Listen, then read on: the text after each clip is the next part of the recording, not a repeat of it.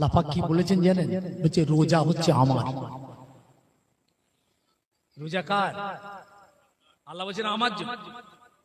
অতএব ফেরেশতা তোমরা এইসব রোজা টোজা কিছু লিখতে যাবে না, তোমাদের ছুটি। রোজার ব্যাপারে তোমরা কিছু লিখবে না, ওটা আমি আল্লাহ নিজে তাদের হাতে দেব। আমি নিজে দেব, কি দেব না দেব ওটা আমার ব্যাপার, এটা কেউ জানবে না। ও সওয়াব নেকি ওটা আমি আল্লাহ নিজে হাতে তাদেরকে দেব। কোথায় আছেন আপনি জানেন? আপনার শায়ানে শান কত বড়ই পৃথিবীতে আপনি জানেন? জানেন না। আপনি ভাবছেন আমি সাধারণ মানুষ, না, আপনি সাধারণ নন।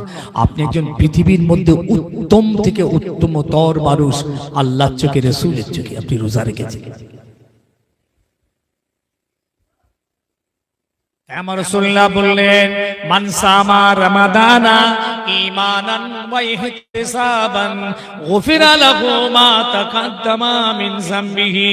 আল্লাহ নবী বললেন, যারা ঈমানের সঙ্গে মহব্বতের সঙ্গে আল্লাহর জন্য রোজা রাখবে, এই রোজা রাখার কারণে তাদের আগের জীবনের গুনাহগুলো আল্লাহ মাফ করে দেবে। ও দুনিয়ার মানুষেরা, আপনার রোজাটা যদি সহি হয়, রোজার মতো যদি রোজা হয়, মনে রাখবেন আল্লাহ পাক আপনার আগের জীবনের গুনাহ খাতা আল্লাহ মাফ করে দেবেন। এই রোজা হলো আপনার জন্য ঢাল। রাসূলুল্লাহ বলেছেন এটা হলো ঢাল। এই ঢাল যেমন তীরকে আটকে দেয়, তেমন এই রোজা আপনার জাহান্নামের আগুনকে আটকে দেবে। আমরা সব থেকে বড়, আমরাই বীর, বীর মুসলমান আমরা। ইনশাআল্লাহ আমরাই তো জান্নাতে যাব। বলুন ইনশাআল্লাহ, বলুন ইনশাআল্লাহ। কারা জান্নাতে যাবে? পৃথিবীর কোনো জাত যাবে না। আল্লাহ শুকর, আমার রাসূলুল্লাহর উম্মতরা সারা পৃথিবীতে যেভাবে রোজা রাখছে, যেভাবে তারাবি পড়ছে, জুমার নামাজ পড়ছে, সারা পৃথিবী দেখে না চোখে সব আগুন ধরে গেছে, ওদের পাগল হয়ে যাচ্ছে, পাগল হয়ে যাচ্ছে। মুসলমানদের নামাজ দেখে, মুসলমানদের ইত্তেফাক দেখে, মুসলমানদের মসজিদের কাতার দেখে, মুসলমানদের ঈদগাহ দেখে পাগল হয়ে যাচ্ছে। কি করবে আর খুঁজে পাচ্ছে না। আল্লাহ ওদের হেদায়েত দান করুক, আল্লাহ তাদের বোঝ সমাজ দিক। বলুন আল্লাহুম্মা আমিন। আল্লাহ ওই সমস্ত ভাইদের, আমাদের তাদের সঙ্গে কোনো দ্বন্দ্ব নেই, কোনো হিংসা নেই, কোনো রাগ নেই। আমাদের তোমাদের ধর্মকেও আমরা শ্রদ্ধা করি, তোমাদের ধর্মকে আমরা কোনোদিন খারাপ বলি না, তোমাদের ধর্মীয় পুস্তককে আমরা কোনোদিন পোড়াই না, লাথি মারি না, ফেলে দিই না, পিচ্ছাপ করি না।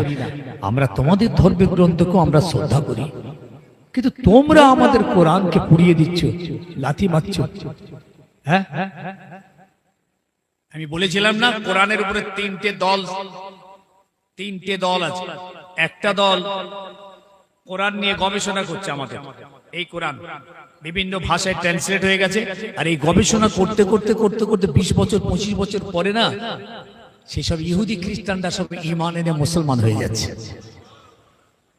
আচ্ছা, সত্যি একটা নির্ভেজাল খাঁটি ধর্ম পুস্তক হলো কোরআন, এবং এই ধর্ম হলো ইসলাম। সে ইসলাম গ্রহণ করছে। আমাকে সেদিন বলছিল একজন, আমি তো চিনি না, কি একজন সিনেমার খুব বড় হিরো নাকি কি নায়ক নাকি জানি না, যাই হোক বড় কে মস্তান, সে নাকি ইসলাম গ্রহণ করেছে। হ্যাঁ গা, শুনেছি না? দেখেছেন তো? দেখেন সে কোন ধর্মের জানি না, কি ধর্মের লোক ছিল, যাই হোক। হ্যাঁ, উত্তর ভারতে ও দক্ষিণ ভারতের মানুষ, তারা আমাদের ভারতেরই লোক। কি খুব ভালো নাকি, মানে হিরো নাকি। কোরআনের উপরে ওদের একটা ভাবনা চিন্তা ছিল, সঠিকটা পেয়ে গেছে। তাহলে কাদা থেকে তারা পাকায় উঠছে, আর আমরা পাকা থেকে কাদায় নেমে যাচ্ছি। আর একটা দল আছে, তারা কোরআন পুড়িয়ে দিচ্ছে। আর একটা দল আছে, কোরআনের ভিতরে পড়াশোনা করছে, গবেষণা করছে, আয়াত নিয়ে অ্যানালাইসিস করছে, ব্যাখ্যা করতে করতে কোরআনের ভিতর থেকে কিছু কিছু তথ্য বার করে এনে না ইসলামের উপরে কোটারাঘাত করছে। বলছে দেখ ইসলাম কত হিংস্র, ইসলাম হলো জঙ্গি ধর্ম, ইসলাম হচ্ছে জেহাদি ধর্ম, ইসলামে দেখ কতলের কথা বলা আছে, ইসলাম দেখেছিস কত নোংরা, এই সব খবর তুলে ধরেছে। কোরআনের এক একটা জায়গা থেকে আয়াত তুলে ধরে, ও তো ব্যাখ্যা জানে না, ও কোরআনের আয়াতের আগে পিছু জানে না, শানে নজুল জানে না, ব্যাস শুধু দেখেছেন আল কাতলু বিল কাতলে, এই আয়াতটা পেয়েছে যে কতলের বদলা কতল করো, ব্যাস এইটুকু পেয়ে দেখছি। দেখ দেখ দেখ এদের কোরআন কি শিক্ষা দিচ্ছে, দেখ কতল করতে শিখিয়েছে, দেখ খুন করতে শিখিয়েছে,